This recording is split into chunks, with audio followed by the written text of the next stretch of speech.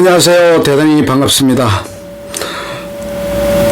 그린난 잔영TV 이종수입니다. 이번 시간은 1052번째 시간으로 일본 물어 10일이라는 글을 읽어드리겠습니다. 일본 물어 10일 신상목 요미우리와 하키오다. 에도 시대의 과학적 사고의 문을 연 해체 신서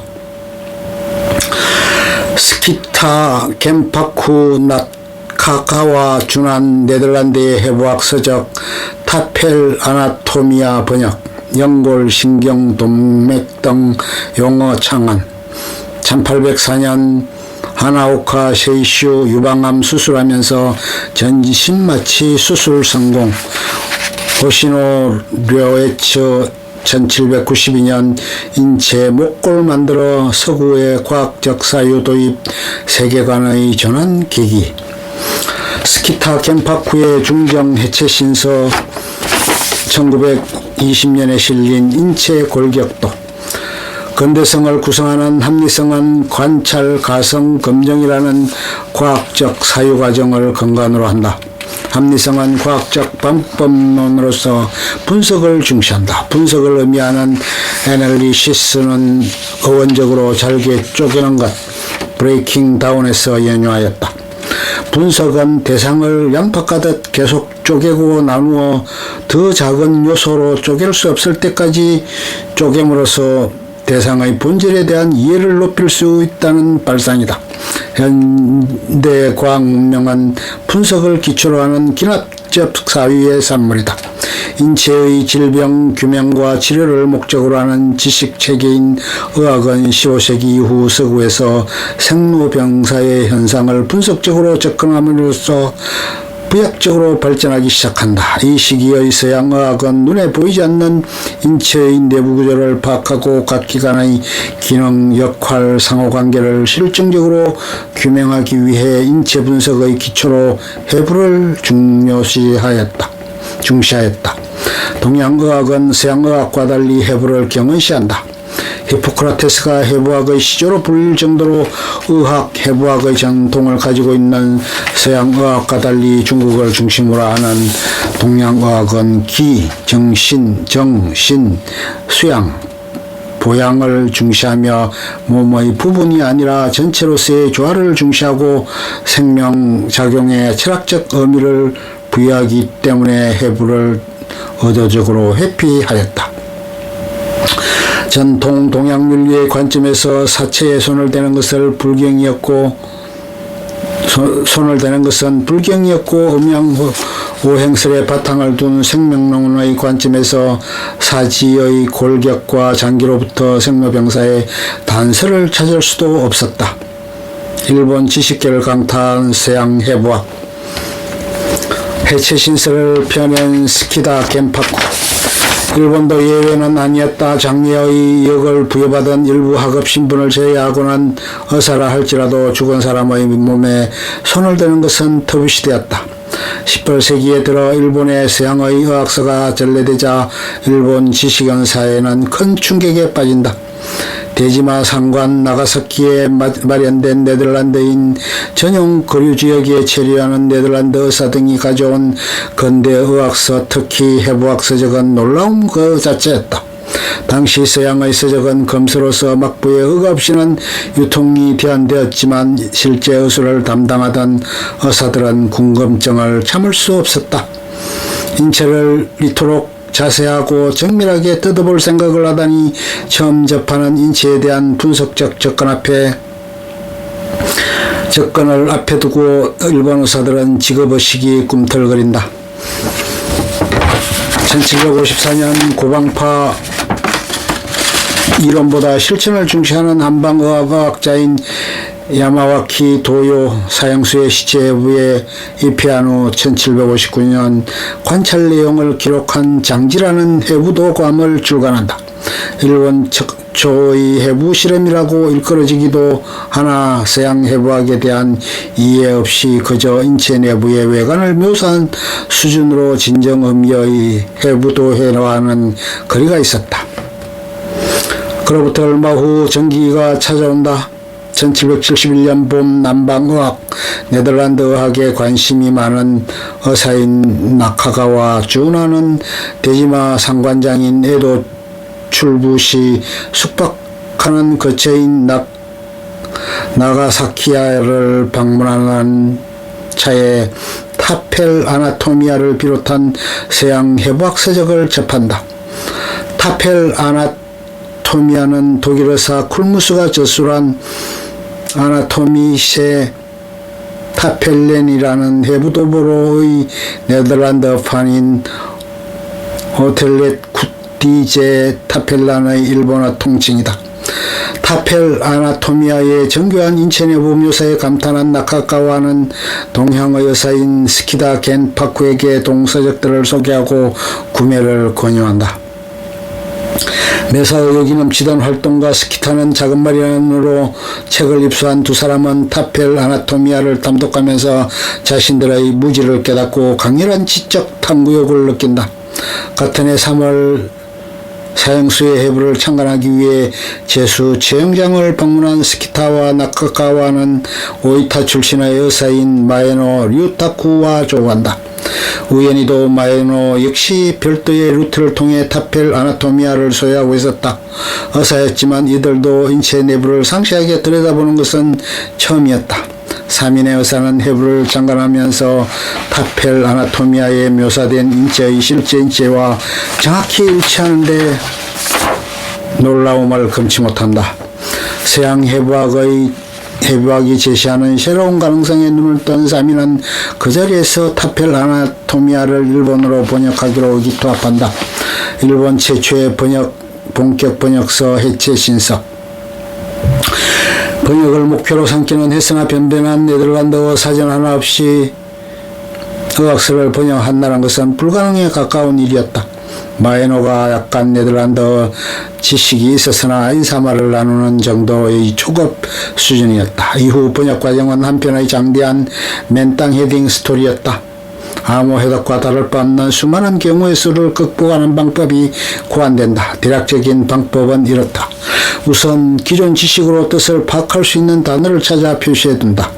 의미가 확정된 단어로부터 전후 단어의 의미를 유추한다. 모르는 단어는 일단 건너뛰어 리스트를 만들어 두었다가 그림 또는 여타 문장에서 힌트를 얻어 가능성을 좁혀 나간다. 한 문장에서 의미가 확정된 단어의 일정 수준 이상 확보되면 문장 전체의 뜻을 추측하여 그로부터 각 단어의 의미를 추정하고 그 의미를 다른 문장에 사용된 같은 단어에 대입해서 말이 통하는지 확인해서 의미를 잠정적으로 확정한다.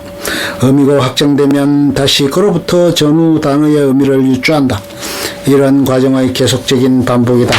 스키타 자신이 키도 돛도 없이 망망대해를 항해하는 듯하다고 표현한 어려움 속에서 수수께끼 푸들듯 퍼즐을 맞추듯 번역이 진행되었다.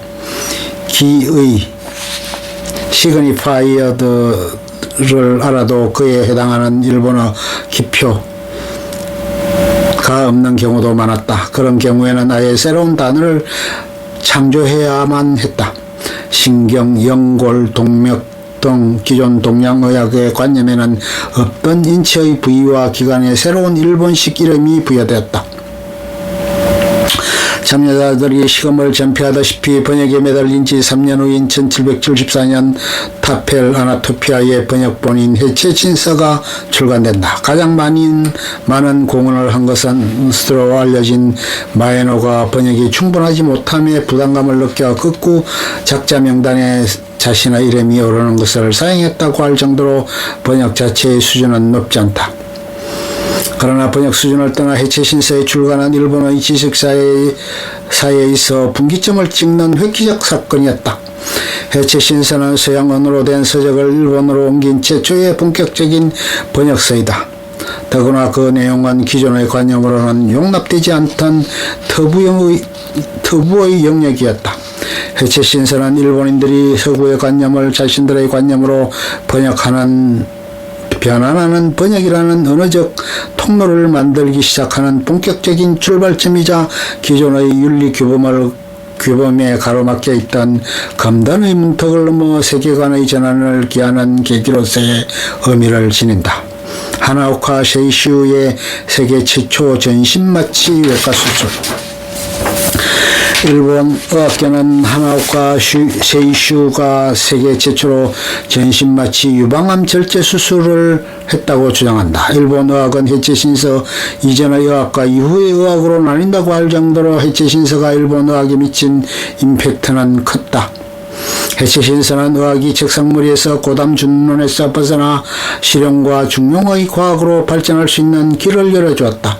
해체신서를 통해 새로운 세계관에 노출된 일본 의학계에는 특유의 탐구정신과 성실함으로 서구를 포함한 당대 시대를 앞서는 업적을 남긴 인물들이 속속 등장한다. 가장 대표적인 예가 하나오카 세이슈의 전신마취 외과 수술이다. 서양 의학계에서는 1846년 미국 하버드 의대의 존 윌런이 에테르를 사용하여 집도한 환자의 목혹 제거 수술이 세계 최초의 전신마취 수술로 알려져 있다. 하지만 일본 의학계는 세계 최초 전신마취 수술은 1804년 일본인 의사 하나오카 세이슈의 유방암 수술이었다고 주장한다. 하나오카는 동양의학과 남방의학을 두루 섭렵하여 절개, 절제, 봉합, 소독 등 외과술에 집중적으로 연마한 의사였다. 하나오카는 외과적 치료를 요하는 상황에서 환자의 고통이 너무 커서 제대로 치료할 수 없는 상태에서 자주 찾아 환자의 고통을 경험할 수 있는 마취제 개발에 진력한다. 모친과 아내를 실험 대상으로 삼았다가 모친이 사망하고 아내가 실명하였다는 일화가 있을 정도로 집념 어린 노력 끝에 통산선이라 불리는 마취제를 개발한 하나오카는 1804년 당시 60세 여성 환자의 말기 유방암 절제 수술을 집도한다. 환자는 결국 수술 4개월 만에 사망하였으나 수술 후 20일 만에 기력을 회복하고 수백 리 떨어진 귀향길에 오를 정도로 상태가 호전되는 등 수술 자체는 성공적이었다고 한다. 일본 의학계는 하나오카의 제자가 남긴 제법 기록에 근거해 분석한 결과 통산산의 마취 효과에 대한 과학적 근거가 있다고 주장한다. 또한 수술에 대한 기록이 명시적으로 남아있어 서양의학계에서도 하나오카의 세계 최초 전신마취 수술을 했다는 주장을 긍정하는 움직임도 있다고 한다. 호시노의 인체 골격 모형. 호시노 로에츠가 제작한 인체 목골. 해체 신세에 만족하지 못하고 그 이상을 추구한 의사도 있다. 해부학에 기초한 의학 교육에서 인체 골격 모형이 매우 유용하지만 당시에는 의사라 할지라도 실물 인고를 소지하는 것이 금지되어 있었다. 히로시마의 의사 호시노 오에츠는 솜씨 좋은 의사로 평판 높았지만 숙모의 좌압 관절 탈구를 제대로 치료하지 못하는 낭패를 겪는다. 호시노는 그 경험을 바탕으로 의사의 본분을 다하기 위해서는 인체 구조에 대한 이해를 높이는 것이 무엇보다 중요함을 절감하고 정부의 특별 허가를 얻어 사용수를 직접 해부하고 그 결과를 바탕으로 인체 골격 모델 제작에 나선다. 1792년 솜씨 좋은 목공의 도움을 얻어 300여일의 제작 기간을 거친 끝에 인체 목골이 완성된다. 일본 의학계가 세계 최초로 인체 골격 모형이라고 주장하는 호시노 목골의 탄생이다. 혈관이 통하는 뼈의 구멍까지 구현될 정도로 실물에 가깝게 세밀하고 정교하게 제작된 호시노의 목재 골격 모형은 후에 막부에 현상되면서 에도로 옮겨져 의학 전공자들의 연구 및 교육에 활용되었다. 이후 호시노의 제자인 가가미 분켄이 제작한 가가미 목골, 1810년 가가미의 제자인 오쿠다 마쓰리가 제작한 오쿠다 목골, 1819년 등이 등신 대형 인체 골격 모형이 차례차례 제작되어 에도 실정의학의 발전에 크게 기여하였다. 비슷한 시기 조선의 사정은 어땠을까? 1881년 신사유람단으로 일본 병원을 견학한 조선인 신진관료 송헌비는 그곳에서 해부도와 해부용 인형 등을 보고는 정말로 끔찍하기 짝이 없다. 이는 인수를 하는 자가 할 짓이 아니다. 고약하고 고약하다고 적었다고 한다. 타펠 아나토미아가 조선에 먼저 전래되고 조선인의 지식인이 새로운 세계관에 노출되었다 할지라도 조선이 과학적 합리성에 눈뜨고 스스로 변했을 가능성이 높지 않아 보이는 이유이다. 끝. 좋으면 좋아요, 구독, 알림 설정 눌러주세요. 감사합니다.